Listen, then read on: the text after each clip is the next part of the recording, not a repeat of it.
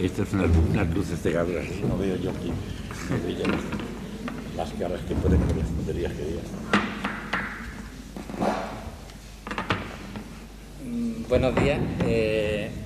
Tenemos la suerte de continuar el ciclo del intelectual y su memoria con Antonio Sánchez Barbudo, que es, aparte de un crítico y un profesor de literatura muy prestigioso, con ensayos muy leídos, muy citados sobre Galdós, sobre Unamuno, sobre don Antonio Machado, sobre Juan Ramón Jiménez, es también una figura muy importante de la historia intelectual española a partir de la República, durante la Guerra Civil y durante el exilio español, y por eso su memoria va a ser especialmente significativa y agradable para nuestro archivo de la imagen y de la voz.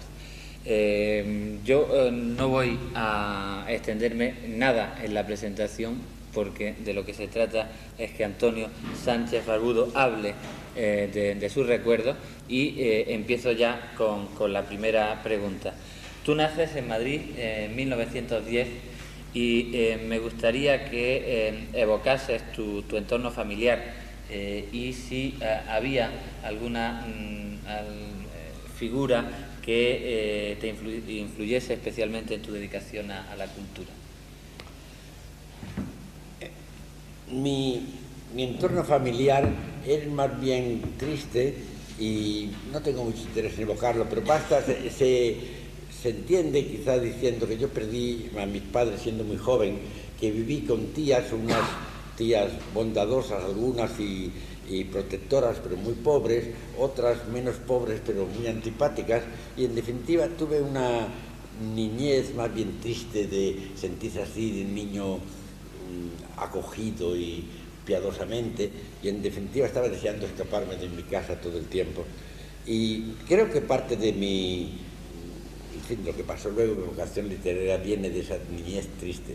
Si estudié en efecto, como antes hablábamos, química, fue porque esta era una carrera barata y que se podía hacer menos tiempo, técnico, químico, decían, o más vulgarmente perito, pero yo llegué casi hasta el final, pero cuando ya estaba en el cuarto año de estos estudios, empecé a descubrir la literatura, curiosamente en la biblioteca de la Escuela Industrial, donde era una biblioteca polvorienta y mala, pero así tenían arrinconados ahí los autores españoles, la biblioteca de autores españoles, y allí empecé yo a ojear en esos tomos polvorientos que nadie miraba, y empecé a descubrir mi interés por la literatura, no sé por qué caminos. Bueno, tú perteneces, si es que existen las generaciones, pues tú estarías incluido en la generación llamada del 36, y entonces tú descubres la literatura, como nos has dicho, un poco por azar, pero te interesa lo suficiente como para abandonar tus estudios de química y pensar en otras cosas. Tú te relacionas pronto con escritores de tu edad, con algunos de los escritores que luego han sido conocidos como escritores de la generación del 36. Sí, bueno, esto fue un poco posterior, brevemente, porque claro, no es una historia que tenga eso mucho interés, pero ahora te contestaré enseguida lo que dices de los escritores de mi generación, pero quiero decir que ese interés de la literatura, claro, es una cosa un poco más compleja, porque yo al abandonar la química, o en fin, de hecho dedicarme a la literatura, no fue solo por los libros que leí ahí, sino porque descubrí, por ejemplo, el campo, descubrí muchas cosas que, en fin, cuando uno aprende cosas, creo yo, solo, pues eso tiene muchos inconvenientes, porque se convierte en un autodidacto, tiene siempre, como tengo yo todavía, grandes lagunas que no se llenan nunca en la vida, pero tiene la ventaja que las cosas que uno descubre por sí mismo tienen una raíz honda. Así yo una vez descubrí el Manzanares, aunque yo era de Madrid, y me pareció una cosa asombrosa, y luego descubrí Toledo, y descubrí los campos, y descubrí que había belleza en la vida, además de en las láminas de los libros que yo veía en la biblioteca, y entonces esas cosas, es decir, mi ir a la literatura no fue así por ir a amigos, sino por no sé qué, interés en la vida, en cosas que no eran la química.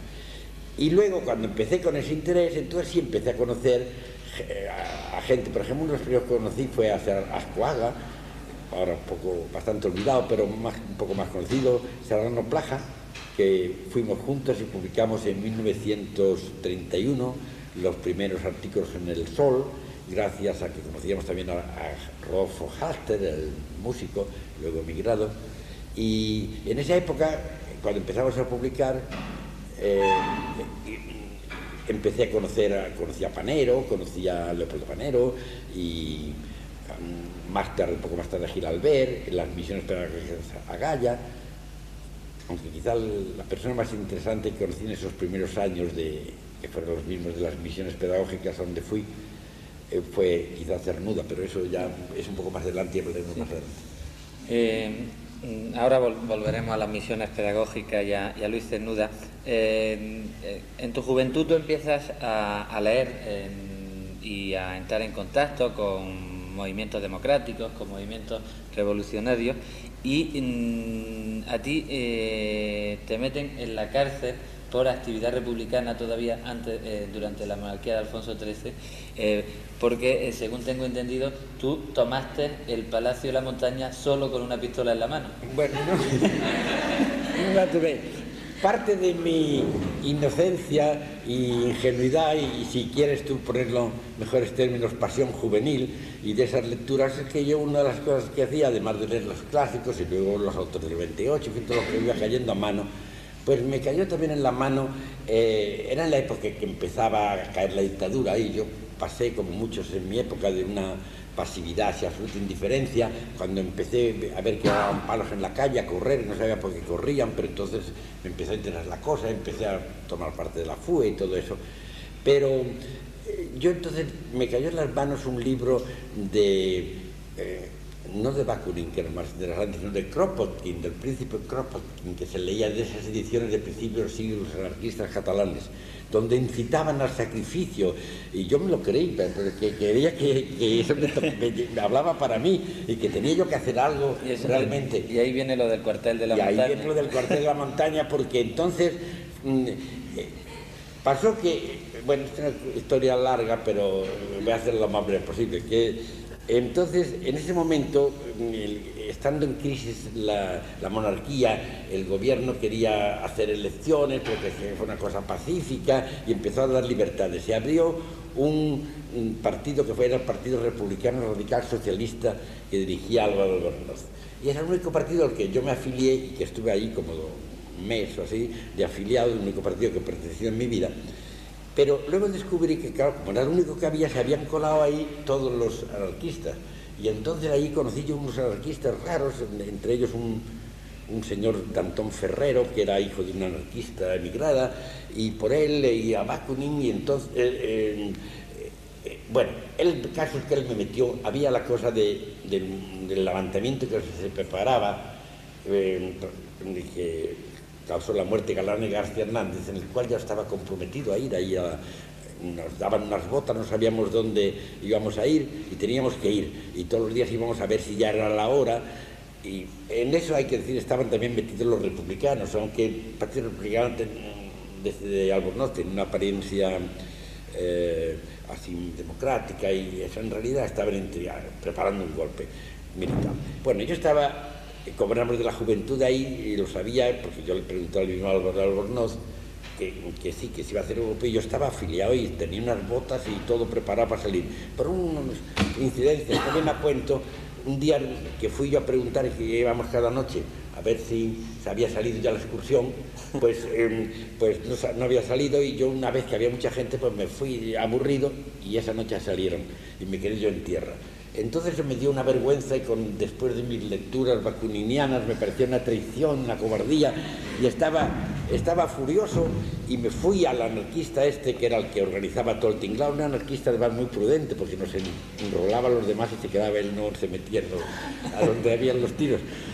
Y nos dice, no te apures de haber ido a eso, porque al día siguiente nos enteramos que había fracasado lo de Galán y García Hernández, y que los habían fusilado además. A mí no me hubieran fusilado porque fue el cardenal García Hernández con unos pocos militares y unos cuantos estudiantes, uno de los cuales Iba a ser yo, pero no fui. Bueno, entonces él, para consolarme, me dijo, no te preocupes porque mañana, por la mañana, hay un asalto al cuartel de la Montaña. Y el hermano, Ramón Franco, el que es el hermano del que luego famoso general, pues entonces, pero que entonces era un republicano, iba a tirar una bomba. Y esa era la señal para que asaltáramos el cuartel. Y en efecto, parece que había docenas por lo menos de estudiantes que le habían dado una pistola, pero yo, no queriendo faltar a la cita como falté a la anterior, tomé un taxi para llegar a la puerta del cuartel a la hora en punto. Lo calculé porque además vi que se había declarado el estado de guerra y que las calles estaban tomadas por la policía. Yo había pasado la noche en una churrería porque era el único sitio, no quería estar en mi casa, pero a lo mejor no me dejaban salir y todavía no me había ido yo de mi casa. Y entonces paramos en la churrería y cogí el taxi y llegué con 1 minuto o 2 de anticipación a la hora que iba a caer la bomba. Pero ahí no cayó bomba ninguna, empezaba a amanecer y lo que yo vi fue unos guardias civiles que nos dieron el alto, salían de una esquina, que sabían todo lo que iba a pasar, mucho más que nosotros, y nos dieron el alto. Y como vi que iban a disparar y que me iban a cargar, pues entonces heroicamente saqué la pistola y me fui no contra los guardias civiles, sino contra el cuartel que teníamos que asaltar. Y el guardia, quizá cómplice, porque parecía que había cómplices, pero que luego no hicieron nada, o quizá asustado y espantado, iba yo con otro, llevaba un compañero de un amigo, no escritor. Íbamos juntos, entonces pistola en mano, el guardia empezó a hacer cosas raras con el fusil y nos dejó pasar. Entonces entró la Guardia Civil y me cogió allí, de modo que yo en realidad entré huyendo, pero estaba condenado luego, mientras a todos los otros estudiantes infelices y obedientes iban, como les habían dicho, no en grupo sino solo con su pistola, que nunca llegaron a usar, y yo tampoco la usé, pero en fin, la llevaban escondida.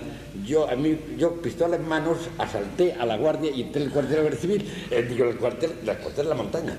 Y entonces mi cargo era asalto a mano armada al cuartel en estado de guerra. Para lo cual había pena de muerte o 30 años, en el caso mejor.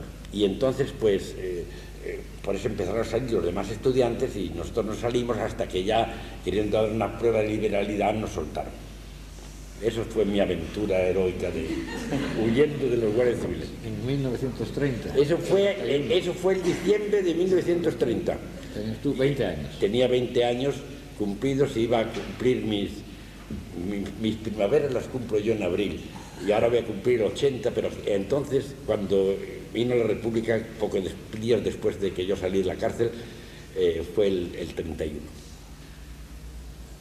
Bueno, es el momento, y tú lo has indicado antes, en que, en principio, tu acercamiento a la cultura no significa todavía, la primera fase de tu acercamiento al mundo de la cultura, de la literatura, del arte, no significa todavía una especie de toma de conciencia político-social, pero sí es el momento de tránsito en el que la vida española, y se ve muy bien la generación del 27, que hasta entonces había sido una cultura un poco aséptica, un poco a la sombra de Juan Ramón Jiménez, va a impregnarse de sentido político y social, y ahí entras tú ya con ese espíritu nuevo que surge en la España de la República.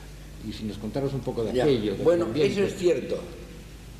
Eso creo que es muy cierto, que esa generación, quizá por entrar con la República, quizá por no sé qué vientos, yo me creía que descubría algo muy nuevo, cuando yo, como Plaja y Leopoldo Panero y otros muchos, en cada uno de su estilo, y ellos, Panero y eso, tirando más bien un poco a los fascistas, luego, primero eran comunizantes, pero luego no, pero queríamos ser en todo caso, una cosa que rechazamos generación era el vanguardismo, la experiencia del juego, la literatura como juego, eso nos parecía...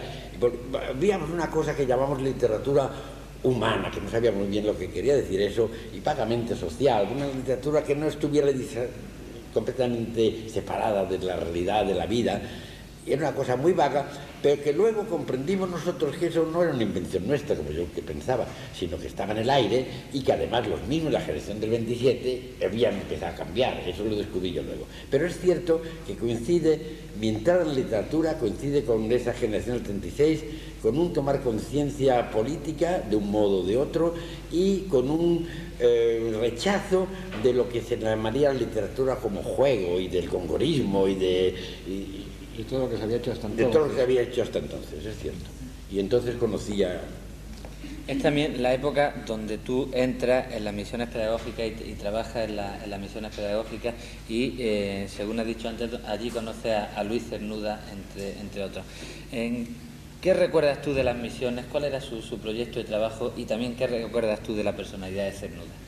Bueno, yo entré en las misiones porque con ese optimismo juvenil y audacia propia de la inocencia, pues me presenté a Cosío, que era un hombre excelente, buenísimo, sin recomendación ninguna, sin que supiera nada de mí, pensaba yo, y diciéndole que simplemente a mí me gustaban mucho los pueblos, que no tenía dinero y que me gustaría mucho salir por ahí gratis, sin que me pagaran nada, porque no pagaban a los estudiantes. Y este sorprendió un poco, pero era un hombre muy inteligente y bondadoso, y además, por suerte, acababa yo de publicar 15 días antes mi primer artículo en El Sol, que además se llamaba de un modo muy, como digamos, de nieto del 98, se llamaba Dolida Profunda España. Y entonces él lo había leído y le había gustado ese artículo, le había impresionado, y luego, en fin, yo le hablé y él me dijo, sí, pues usted se mete en las misiones, y ahí me metí sin sueldo, lo cual era una situación difícil para mí porque había abandonado la carrera, no me había ido todavía de mi casa, hasta que finalmente me marché de mi casa, y luego por eso me dieron un puesto fijo allí porque no tenía dónde estar, pagado. Pero entonces, de mi experiencia en las misiones, pues claro, es compleja, pero aparte de lo que personalmente suponía del descubrimiento de España y de los pueblos, el contacto con esas increíbles aldeas de la España de aquel tiempo, pues en las misiones había otra gente, como el pintor Ramón Gaya, que hacía las copias de los cuadros que llevaban al museo, luego conocía a Rafael Dieste, y en las misiones trabajaba, pero no era misionero, Cernuda, que es, claro, hoy el más importante, pero que era, como todo el mundo sabe, un hombre raro. Estaba él retirado en un sótano allí donde se encargaba de organizar las bibliotecas. Cuando íbamos a los pueblos daban las bibliotecas, se dejaba allí, daban películas y cosas a los aldeanos que a veces no habían visto la luz eléctrica, ni el cine, ni nunca. Y se les dejaba luego una biblioteca en la escuela, y Cernuda era el que probaba las bibliotecas, pero Cernuda era siempre muy reticente y no quería saber de nosotros, aunque ya se había publicado, o se publicó por entonces, la antología de Diego famosa, y nosotros muchos la admirábamos y les reconocíamos que era una persona excepcional, pero él era un homosexual que aparte de los problemas que tuviera, tenía miedo siempre de que él no hacía con mucha dignidad, es decir, nunca ocultaba su homosexualismo, pero no hacía ninguna gala ni exhibición de ello. De modo que, por ejemplo, cuando daba la mano y la retiraba enseguida para que no te creyeras que te iba a agarrar, ¿verdad? y era además muy difícil tratarle porque era así despreciativo a priori, pero sin embargo, poco a poco le convencimos que nos debía acompañar en las misiones a veces, y él, aunque no era su trabajo, porque tenía un trabajo pagado, digamos, de oficinista allí en las misiones, y yo era ambulante, primero sin pago y luego con pago, pero, en fin, fue, creo, conmigo de los primeros que hizo misiones. Era un hombre muy raro.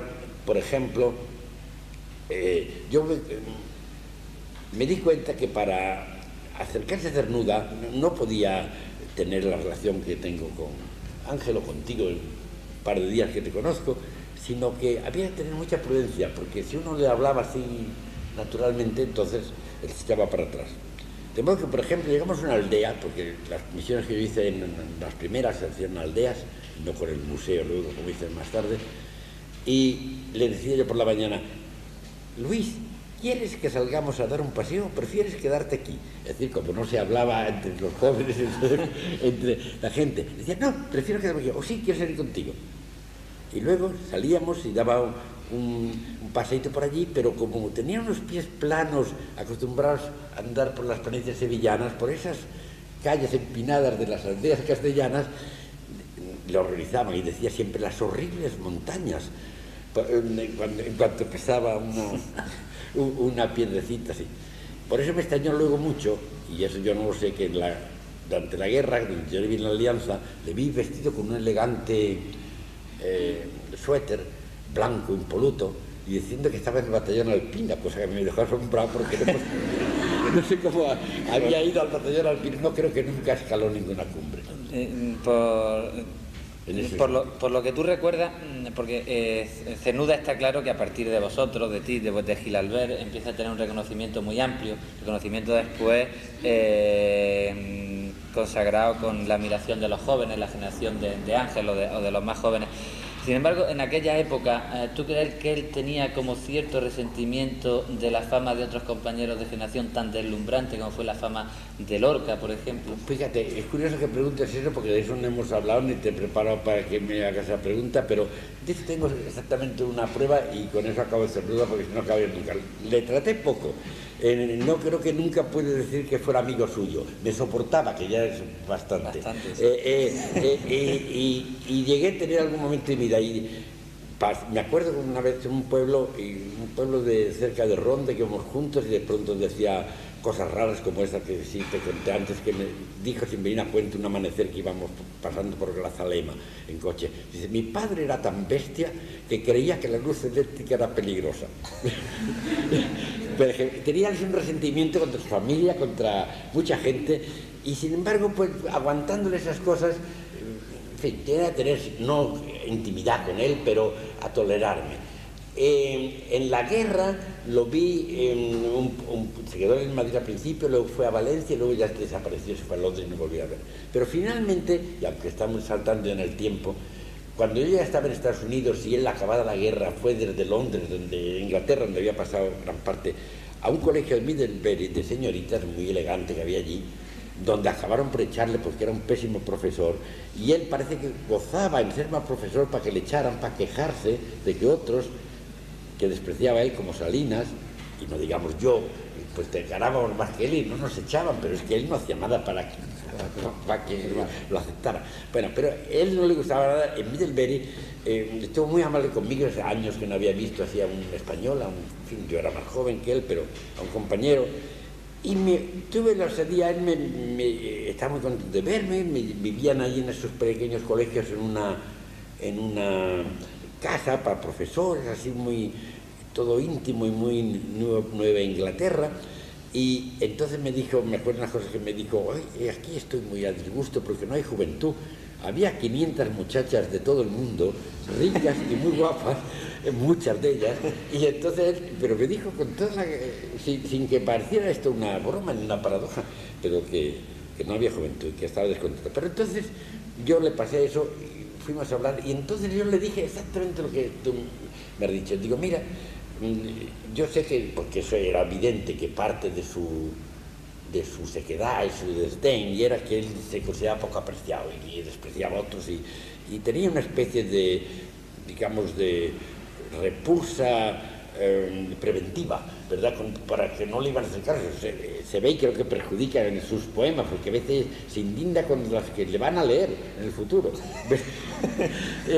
Bueno, pero entonces yo sabía que tenía esa actitud que creo que perjudica a algunos de sus poemas.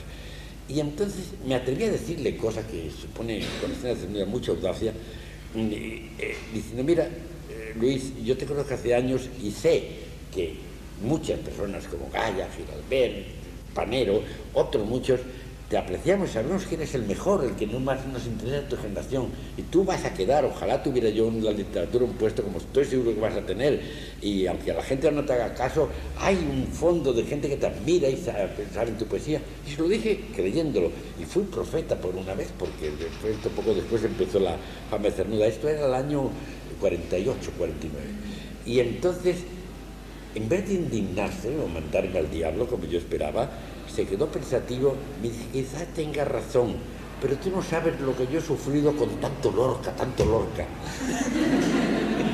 Eso sí, exactamente, eso me dijo. Bueno, estamos en un periodo ya de tu vida, la República está instalada, visiones pedagógicas, que es una forma de entender la cultura, en cierto modo nueva, aunque obedezca a una línea muy propia de instituciones de enseñanza, sacar la cultura al pueblo, es decir, con un trasfondo social en todo ya. Y la guerra civil se acerca. Tú publicas entonces tu literatura de creación en esos años. Sí. Relato. Poca creación, pero publicas una novela y relatos. Bueno, publiqué en Hora de España unos capítulos que luego, cuando fui en México corregidos, constituyeron la novela.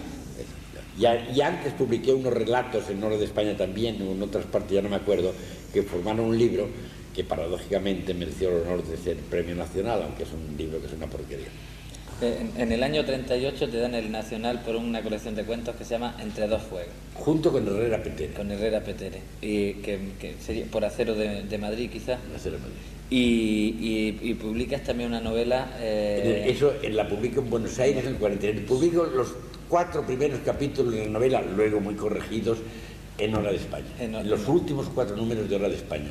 La novela Sueños de Grandeza. Después podemos hablar sobre qué consideración tienes tú de la creación literaria, de tu actividad literaria. Durante la guerra, desde luego, tu actividad más significativa es tu trabajo en la revista Hora de España. Posiblemente la revista más interesante de la época, porque fue una revista de guerra, estuvo a la altura de las circunstancias, pero intentando estar a la altura de las circunstancias desde un rigor intelectual absoluto, que no fuese simplemente propaganda, sino también análisis serio. ¿Qué recuerdos tienes tú de aquel proyecto Hora de España? Pues eso que tú has dicho definiendo esa revista no fue por casualidad, fue nuestro propósito deliberado.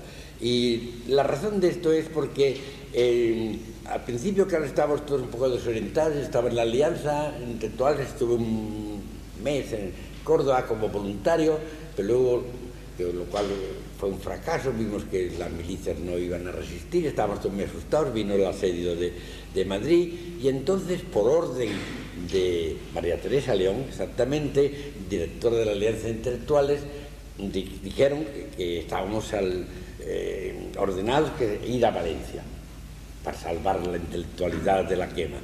Y lo cual me parecía muy bien. Claro, si yo hubiera sido un héroe, pues hubiera despreciado eso, me hubiera ido al frente, pero irme así al frente anónimamente, y pues no obedecía. Además, con alguna resistencia, y me dijo María Teresa, pero si no te vas, te quedas aquí desamparado, porque la alianza se va a cerrar y allí te entiendas con los moros que vengan. Bueno, entonces yo me fui a Valencia como un conejito, pero ya que estamos allí, salvados como intelectuales, pensé que debíamos hacer algo intelectual sobre la República. Pero no me parecía que pensamos, Dieste y yo, pues realmente fuimos los que pensamos la revista y la formamos, Rafael Dieste y yo, que fuera a hacer carteles o hacer así panfletos o algo así. Pensamos que ya que había muchos intelectuales refugiados allí y que la mayor parte de los que no habían quedado al otro lado estaban de todo corazón con la República, o por lo menos contra la sublevación militar, que había que hacer una revista literaria de calidad en la que no tuviera consignas comunistas, que no fuera panfletaria. Yo no es que tenía nada contra los comunistas, lo que quería evitar esa tendencia de los comunistas a convertirte en una expresión de ellos y a utilizarte y a decir lo que podías y no podías escribir. Eso yo siempre me negué, y yo nunca fui por eso comunista, aunque no tenía nada contra ellos. Pero en Hora de España decidimos hacer una revista que no tuviera influencia los comunistas en ese sentido, aunque había muchos comunistas en la redacción, pero los comunistas que se metieron en la redacción eran comunistas amigos nuestros, inteligentes. En definitiva, queríamos escapar de la burocracia comunista que nos dirigiera. Y entonces tuvimos el acierto de, en vez de ir al Ministerio de Cultura, que dirigía un tal señor Roces, que era le llamamos parapeto, porque siempre estaba detrás de su sillón ahí, entonces daba las órdenes de lo que había que hacer, no hacer. Venceslao Roces. Y entonces nos fuimos al ministerio, como había todavía el Frente Popular, claro, nosotros nos amparábamos, los que decíamos, hay Frente Popular y yo no tengo obligación de hacer esto, y así nos libramos. Luego era más difícil librarse de esa presión de los burócratas comunistas, pero al principio simplemente decidimos ir al Ministerio de Propaganda, y Rafael Dieste y yo le dijimos claramente al ministro Esplá Óscar Esplá, no, Carlos Esplá, que era el hermano del músico Óscar Esplá, que yo no lo conocía en absoluto, le dije, mire usted, aquí hay muchos intelectuales, queremos hacer una revista que, donde, claro, no vamos a admitir fascistas ni que nadie haga un elogio del levantamiento militar, pero por lo demás, dejar a los escritores toda libertad. El que quiera escribir la guerra, pues que escriba, el que no, y coger a los que tenemos los mejores, y esto será mejor literatura y mejor propaganda. Porque como la revista la pagaron el propaganda y era para el extranjero, y así fue, porque la revista tuvo prestigio y lo tiene todavía y se ha reeditado. Y era por eso, porque dejábamos a la gente que hiciera lo que quisiera. Entre ellos Damas Alonso, que le pedí yo un artículo y entonces él se salió de la raya haciendo un ensayo que tenía que haber hecho sobre la injusticia social en la literatura medieval. Pero que no podía haber hecho otra cosa. En cambio Cernuda empezó a hablar de elfos y que ahora me parecía un poco inoportuno en aquella época, pero era mejor eso que obligarle. Y entonces la revista tiene ese carácter porque fue un propósito decidido.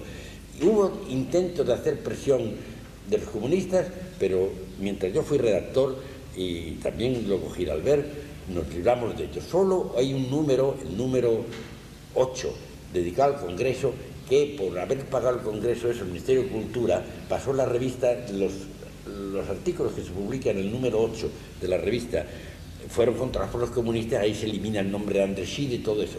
Es decir, hubo presión y censura de los comunistas en el número 8, no en los demás.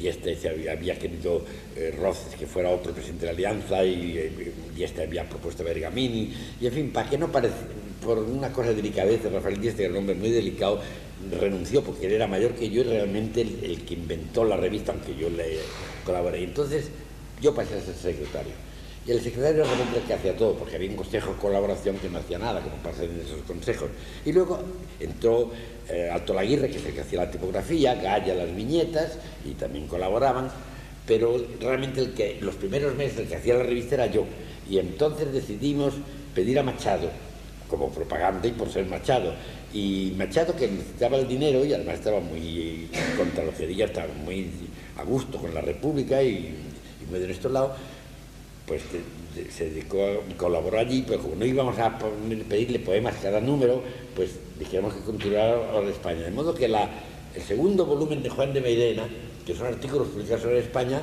fue una propuesta de los de Hora de España que yo le transmití a Machado. Y entonces yo, aprovechando gustoso la ocasión, que no tenía obligación de hacer eso, pues ya mandar a alguien, porque yo era secretario de la revista, teníamos a secretaria, un administrador y todo, pues iba muchas veces a Rocafort a ver a Machado. Por el gusto de llevarle las pruebas, para que no se perdía por el correo y que él las corrigiera, y hablábamos bastante, y mucho de eso lo he contado en un trabajo que tengo de Machado en la Guerra Civil. Publica Machado la continuación de Juan de Mairena, publica María Zambrano, publica Luis Cernuda, publica Rafael Alberti, por ejemplo, con una poesía simultánea a los hechos, Arturo Serrano Plaza. Alberti publica ahí los magníficos, aparte de los poemas de la guerra, y publica eso de la Capital de la Gloria, que son unos magníficos poemas, creo yo. Publica casi todos los escritores jóvenes españoles que después firmáis la estupenda ponencia de escritores jóvenes presentada colectivamente al el Congreso de Intelectuales Antifascistas realizado durante la guerra en Madrid y en Valencia. Me gustaría que recordase lo que fue aquel congreso y sobre todo el espíritu de la ponencia y quién redactó la ponencia que después firmasteis todos. Bueno, la ponencia la redactó Serrano Plaja. Serrano Plaja era sido íntimo amigo suyo desde mis comienzos literarios. El primero, realmente, el artículo que dije publicado en El Sol lo llevó junto con otro que él publicó sobre Juan Ramón Jiménez, que le causó luego que Juan Ramón Jiménez nos invitara a la casa, que fue una también entrevista curiosa, pero que no voy a hablar de ella. Y ¿cuál era la pregunta? Ya me he olvidado. Sí, sobre la ponencia. Pero podemos, pero yo creo que valdría la pena hacer un paréntesis y que nos contase algo de aquella entrevista con Juan Ramón Jiménez. me interesa. Bueno, es que claro, vamos para adelante y para atrás, pero no bueno, pasa nada. Bueno, la entrevista de Juan Ramón simplemente que Plaja, y esto en relación también con la ponencia que escribió, Plaja era un hombre apasionado y tímido al mismo tiempo, y era además, ya que hay muchas editoriales, un gran conquistador que conquistaba a las mujeres de una forma especial, no engañándolas, seduciéndolas como Don Juan, sino enamorándose de verdad cada vez, y entonces las seducía, y eso fue muchas veces.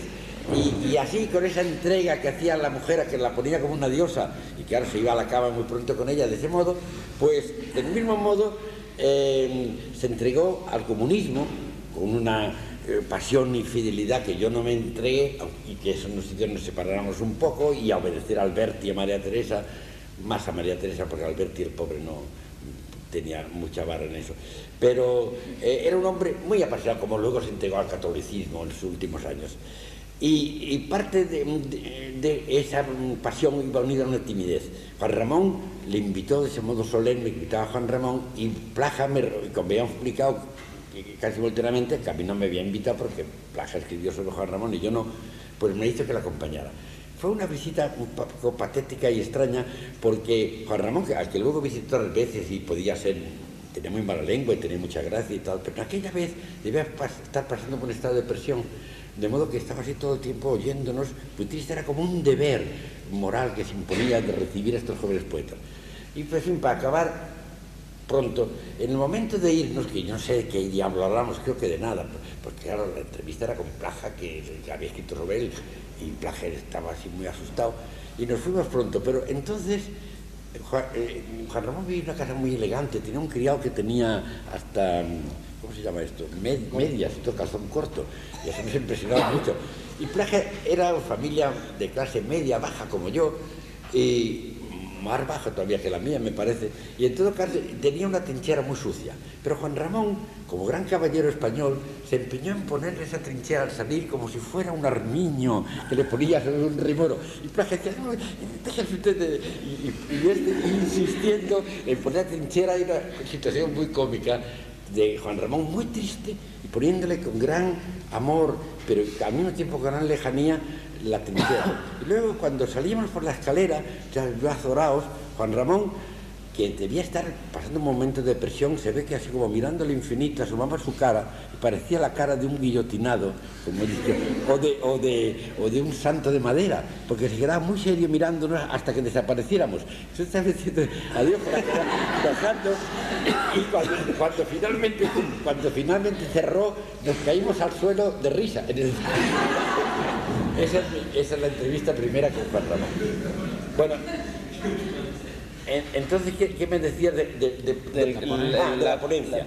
Quiero decir que yo tenía una gran amistad con Plaja. Plaja se hizo comunista, pero era comunista, sin embargo, más bien por amistad, Alberti y todo, comunistas sectarios, quiero decir, comunistas simpatizantes, éramos todos, porque eran los que mejor soplaban en la guerra.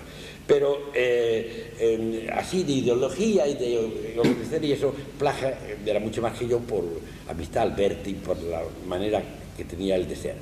Y entonces, sin embargo, pensaba muy cerca de lo que yo pensaba, y además hablaba mucho de esto mismo, de esa libertad y en fin, entonces, además, él sabía que esa ponencia, como tenía que tener un carácter de frente popular, que no podía ser una cosa sectaria, ni lo hubiéramos aceptado en España, en fin, él, en parte porque pensaba así, y en parte para adaptarla al espíritu de España, al espíritu que era de los que no éramos militantes, aunque él dice que nunca fue militante, pero en fin, lo parecía.